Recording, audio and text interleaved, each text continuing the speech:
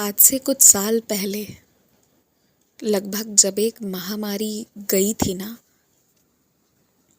उसी आसपास तुमने या तो मुझे सीधे एक शॉल बनवा कर दिया था या उसकी कुछ धन राशि किसी को दी थी तुमने।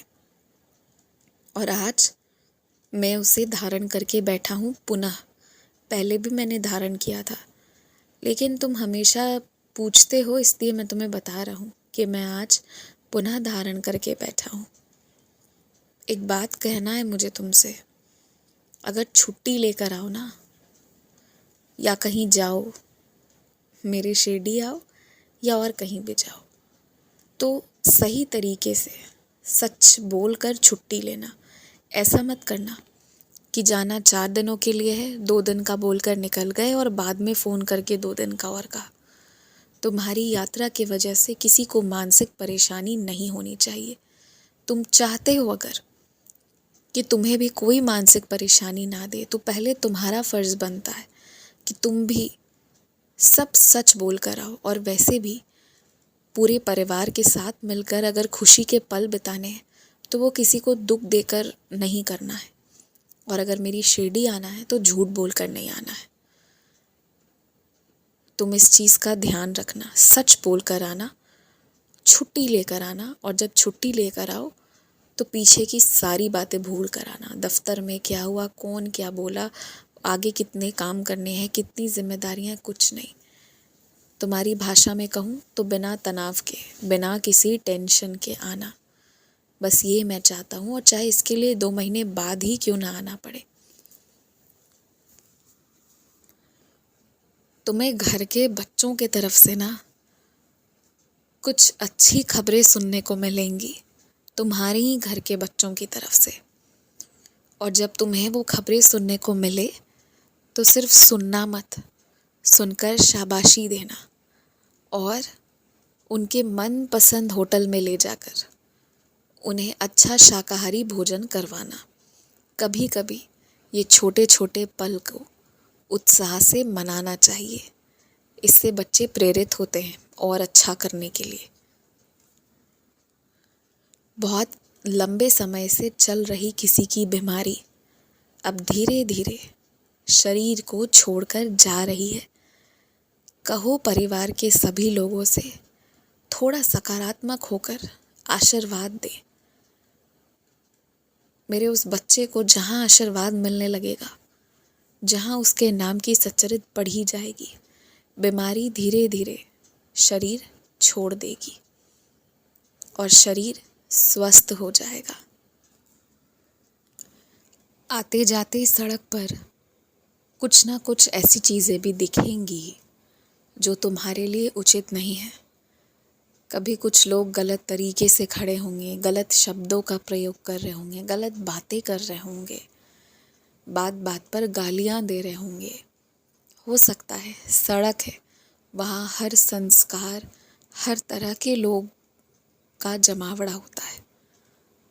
तुम्हें उससे फ़र्क नहीं पड़ना चाहिए अगर वो बातें तुम्हें नहीं बोली जा रही। सबके अपने अपने लक्षण हैं। तुम अगर अपने मोहल्ले में भी सुधारने जाओगे ना, तो उस पूरे गली में भी किसी को नहीं सुधार सकते। तो हर बात जो लोग कर रहे हैं, हर दुर्व्यवहार जो लोग कर रहे हैं, वो तुम्हारे लिए ही किया जा रहा है। ये सोचना ही गलत है। वो बस उनकी बुरी आदत है, वो कर रहे हैं, जिसके लिए कर रहे हैं वो कर रहे हैं, तुम्हारे लिए नहीं है। बेमतलब चीज़ों को अपने ऊपर लेना बंद करो। अपने ऊपर कोई भी गलत चीज़ को उठाकर मत डालो। आवश्यक जगह पर तुम संघर्ष करो। जहाँ ज़रूरत है कि तुम बैठो, बैठकर मेहनत करो जिससे तुम्हारी तरक्की हो, तो वहाँ पर करो। आवश्यक चीज़ों के लिए ज़रूर संघर्ष करो, पर जो अनावश्यक चीज़ें हैं ना, उसके लिए मत करो। सिर्फ किसी को खुश करने के लिए, मात्र खुश करने के लिए खूब सारा खाना पका कर ले जाना, और बस वो भारी डिब्बा ले जाने में और लाने में ही थक जा रहे हो, फिर अपने घर पर कुछ कर ही नहीं पा रहे हो, तो ये व्यर्थ संघर्ष माना जाएगा। उदाहरण के लिए मैंने कहा। इसी तरह अनावश्यक रूप से किसी का भारी सामान उठाना या किसी का शहर के इस कोने से उस कोने जाकर काम करते रहना, जबकि वो व्यक्ति लाचार अवस्था में नहीं है, तब भी ये सारी चीज़ें करना, ये ना बुद्धिमानी नहीं है। इस बात को समझो। हाँ, अगर वहीं किसी को कोई सेवा दे रहे हो, मतलब जहाँ कोई परेशान है, लाचार है, तो वो ज़रूर करो। उसमें लिया गया दर्द, उठाई गई पीड़ा अंत में सुख दे जाती है। लेकिन जहाँ वैसी कोई बात नहीं है ना, जहाँ लोग कर सकते हैं अपना काम स्वयं, वहाँ उन्हें स्वयं करने दो।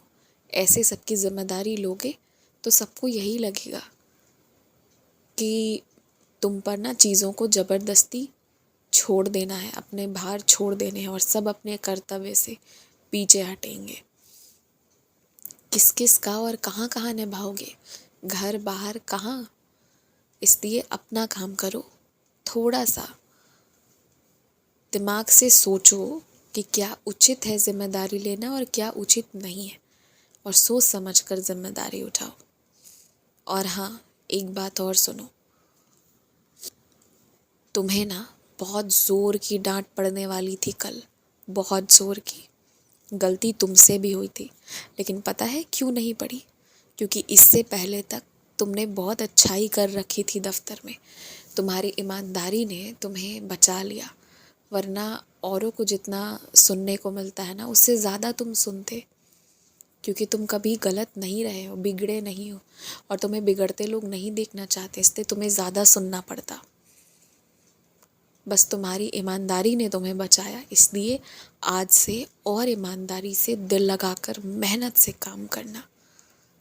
यही ईमानदारी तुम्हारी रक्षा करती है, तुम्हारी प्रतिष्ठा की भी रक्षा करती है।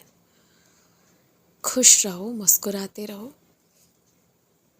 मुझे पता है तुम किसे याद करते हो, तुम किसी ऐसे व्यक्ति को याद करते हो जो अब नहीं है, जिससे अब मिलना नहीं हो सकता। लेकिन इस याद के सिलसिले को थोड़ा खुश होकर भी तो कर सकते हो ना, क्योंकि जो होना था वो हो गया है और तुमने स्वीकार भी कर लिया है, और वो तुम्हारा हकीकत भी बच चुका है। थोड़ा खुश होकर अब याद करो ना।